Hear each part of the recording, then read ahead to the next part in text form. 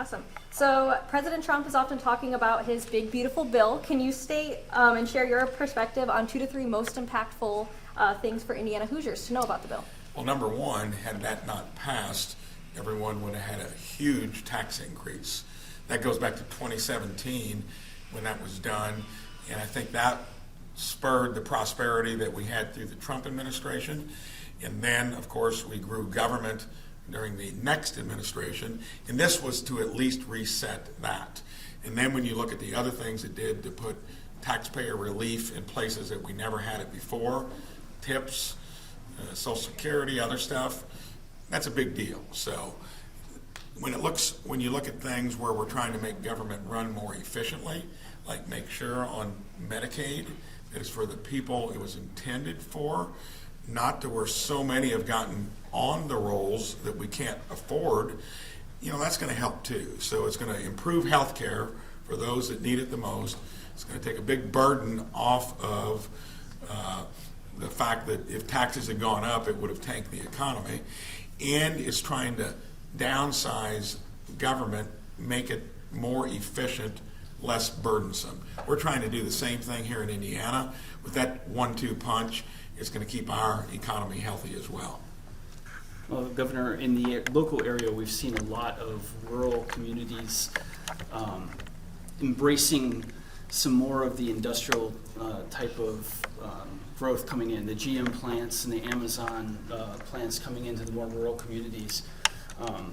We see that as a positive in the area that's going to be bringing jobs in. Do you see that happening across the state? And, do you see it as I do. positive? When I campaigned for governor, I said we're going to try to look at all 92 counties.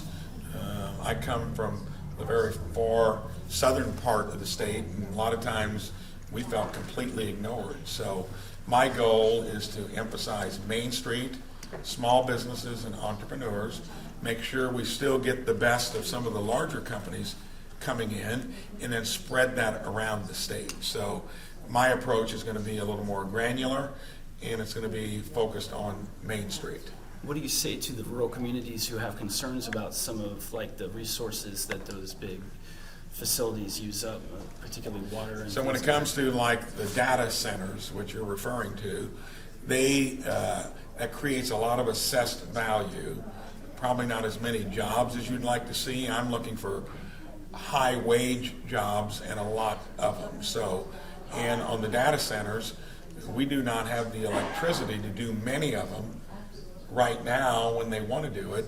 I'm going to try to be the leading governor on making sure that we get the newest type of baseload electricity, which will probably be around SMRs, the safe nuclear systems that power our aircraft carriers and submarines, and scale them up. So whoever gets that done correctly will be the state that can take advantage of it without having rates going up, because rates have gone up more than they should have over the last few years.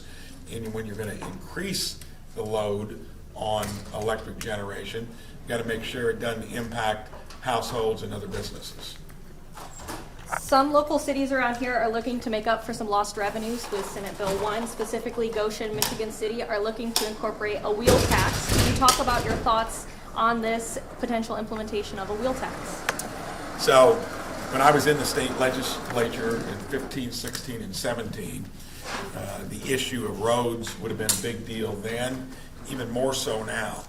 Back then, we created something called community crossings. It helped rural Indiana more than probably anything we've done in state government in a long time. The larger your cities are, the less impactful that would be for you. So therefore, wheel taxes are something you're going to need to use, because if you don't do that, it's going to be hard for the state to partner up in places that need even more for their own roads. So for those places that help themselves first with a wheel tax, they're going to probably be more likely to benefit from stuff that the state will do. And then we're the crossroads of America. We got more traffic coming through this state per square mile than almost any other state. We got to make sure we keep our road systems healthy from rural to urban, and I'm going to pay close attention to it. And then you recently announced the Emergency Alert Task Force for Indiana, saying that you were hoping to kind of revitalize the current system. Can you talk a little bit about what was outdated or maybe broken with the current system? So, Emergency Task Force, look at some of the weather catastrophes we've had across the country. Texas, it's horrific what happened down there. You learn from all these experiences, and here in Indiana, I wanted to make sure that everything you need to do to be vigilant, where you're not waiting to react, that's what the task force is about. So we're going to make sure that learning from what we see across the country, that Indiana is going to be in a good place.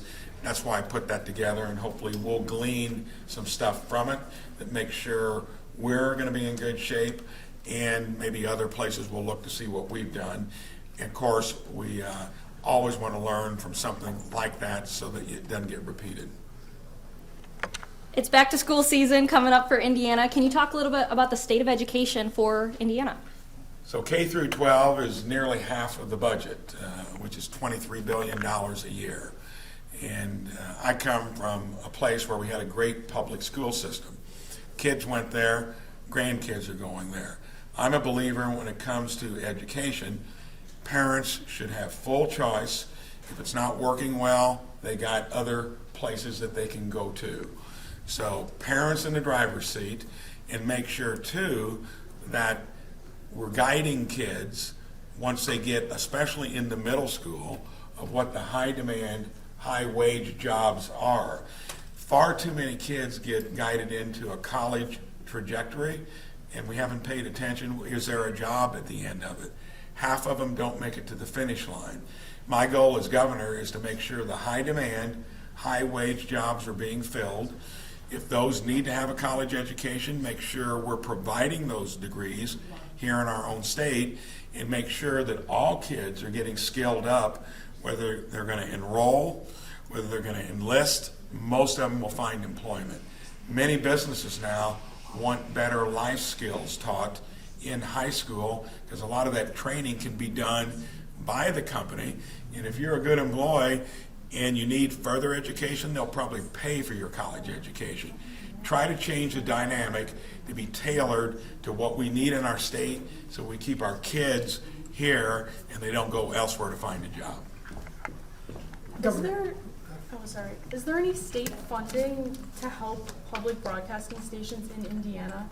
So, public broadcasting got caught in the crossfire of a budget forecast that probably, I knew that that was probably going to dissipate and get better quickly, which it has.